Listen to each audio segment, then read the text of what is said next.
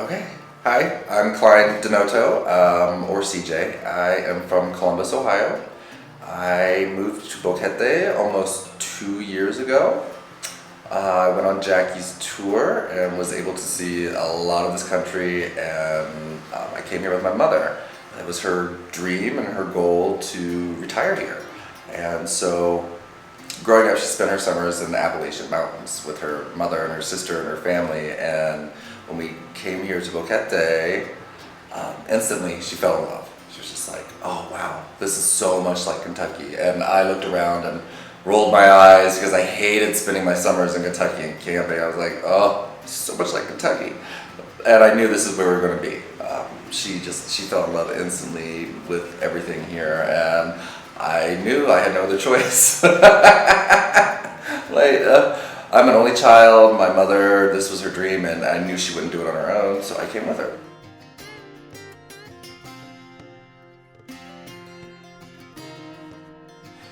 Okay, so I live here in Alto Boquete, a lovely little neighborhood here. It's mainly Panamanians, one or two expats, not too many around here. It's very quiet, it's close to town, easy to walk.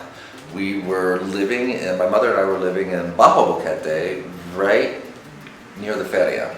And everyone said, oh, you need to get out of there before the feria, it's so loud, it's so loud, it's so loud.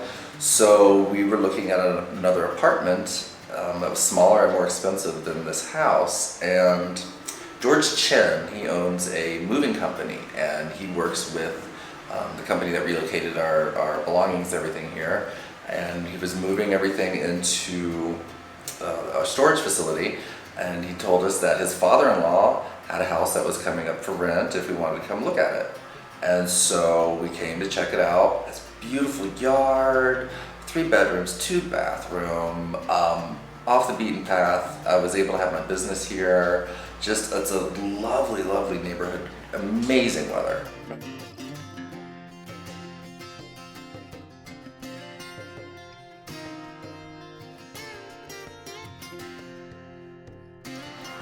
Okay, so some of the really wonderful things about living in Boquete, the ease of living here. I'm very fortunate to live very close to the town, so I can walk, I can drive. The weather is beautiful here all year, so it's very easy to have an outdoor lifestyle and to just be at peace with everything around here. It's beautiful. I wake up every morning, I look outside, I see Volcan Baru or Jaramillo, and I just think, wow, where I'm from, in Ohio, everything's so flat. There's no mountains, there's no scenery, there's no diversity. It's just very, bland and straightforward. And here it's just, I don't know, it's gorgeous, it's beautiful. I just feel very blessed and lucky to live in such a beautiful community like this. It's a lot smaller than what I'm used to, coming from a city, but the move was very nice, very easy. And everyone here in the community, both Panamanian and expat alike, have been extremely welcoming and helpful to me ever since I've been here. A lot of people say, oh, you don't need that much Spanish to live here, things like that, but I have to tell you it's necessary. If you want to be a part of this community and you want to integrate yourself into living here and being part of it, you have to learn Spanish, you have to learn customs, you have to learn about where you're living. Otherwise, there's no point. You have to become part of the community.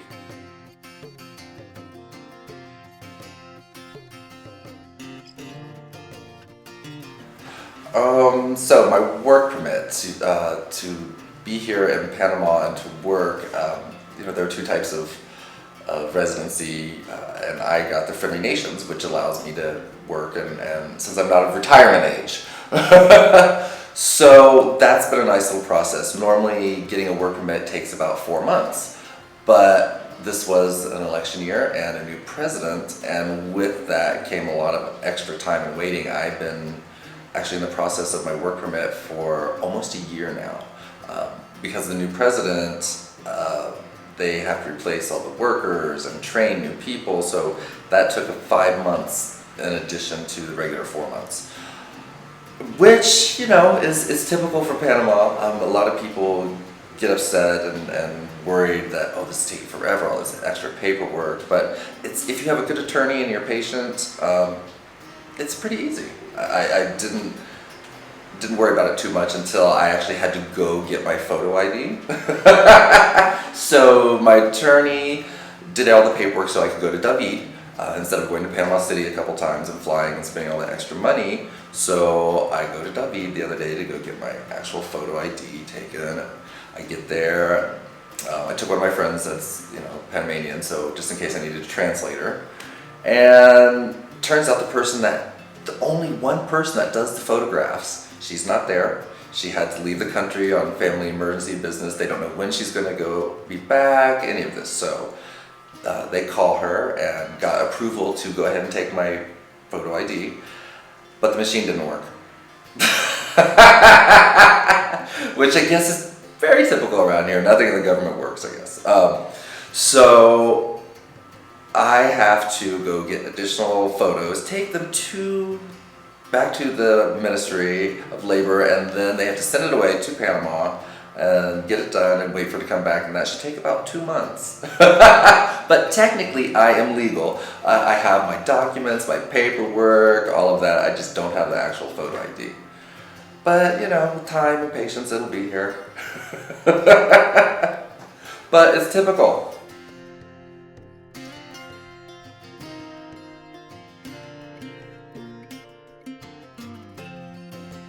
Okay, so for me personally, the biggest challenge living here is the lack of having a street address. There are no actual numbers, addresses here, and so you get Amazon Prime, right? 2 days supposed to be. Here, you get it in 7 days. Plus, you have to go to the mailboxes, etc., or someplace like that. You have to pay extra to pick up your package, and that is so annoying. When you want your shoes, you want them yesterday. You don't have to wait.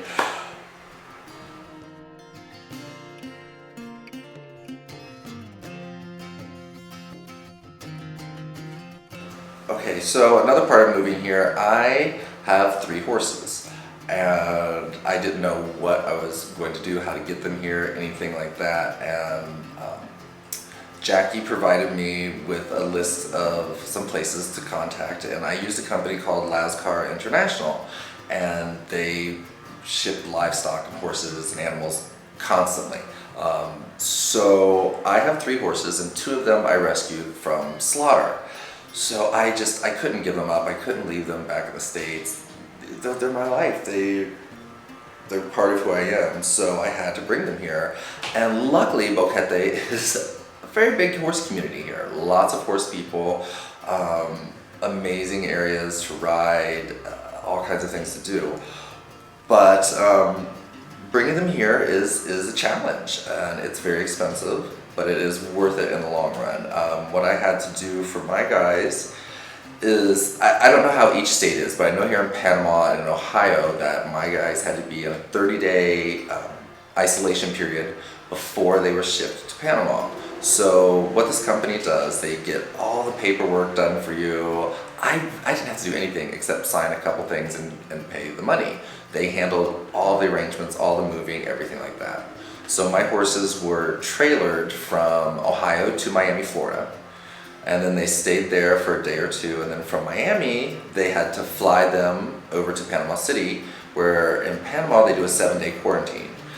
The unfortunate part about this is that you're not allowed to see your horses. You're not allowed to go to the facility. You have no information, none of that on what's happening with them, which was a challenge, especially since I spent every day with my horses.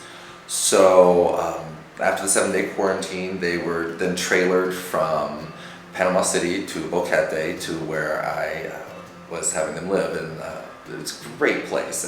And she took wonderful care of my horses there. I don't know, it was just, the trailering here was very different than the trailering in the States, which kind of shocked me. It was very basic, very minimum. In the States, my horses left a lap of luxury. I wanted to travel in the trailer they were in. But they got here, they were a little disconcerted. but eventually they did, they adjusted.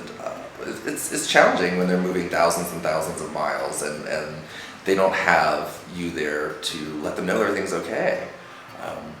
I'm sure though if I had asked, they would have let me be the groom and done all that, but they got here safely. That's the most important thing.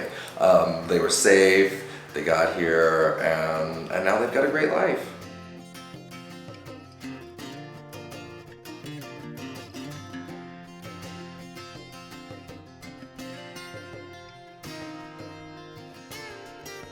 Okay, so safety issues here in Boquete. Me personally, I don't have an issue with anything. I feel very, very safe.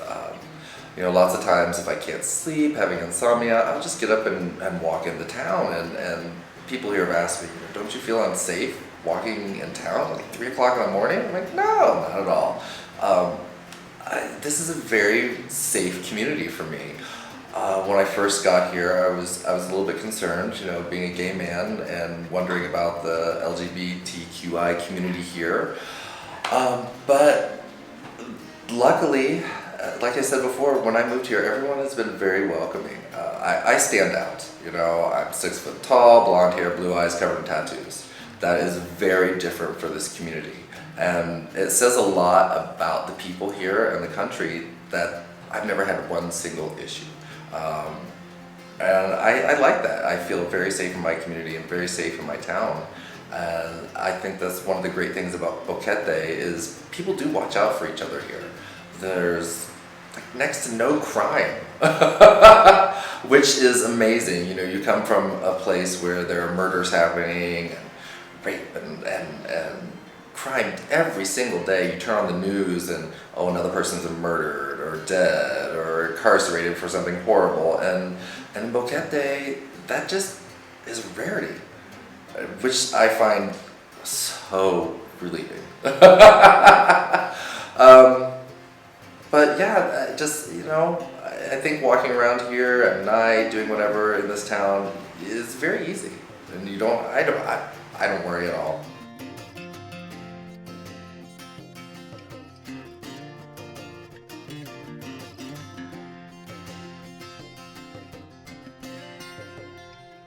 Okay, so what do I miss about the States?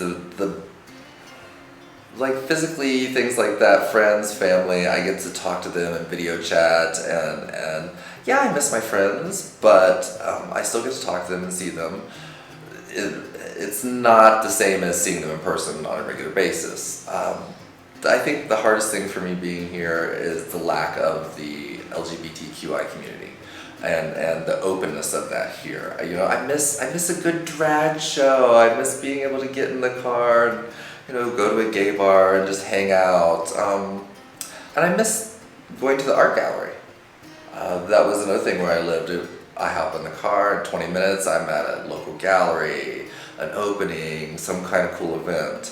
A lot of people here say that there's no culture in Panama, but there is. Panama is full of culture. It's just one culture. It's the Panamanian culture. In the United States and other countries, we're so used to multicultural influences. So moving from a place that has a lot of diversity to a place that's more of a singular culture is very challenging. And it takes a little bit of adjustment, but there are lots of things here in Boquete to do. I know it sounds funny, but the library here is kind of like the cultural center of Boquete. Every month they do different art installations, have different artists, they have events that go on there. They have like string quartets, things that happen. Coming up in a couple weeks at Valle Escondido, there's an opera that's going to be playing. So there are opportunities for culture and enrichment here. It's not as available as a lot of us would like, but it's still here. And I do miss those kind of things a lot. It was much easier to do that back in Ohio. Here it's not quite as easy, but it's accessible.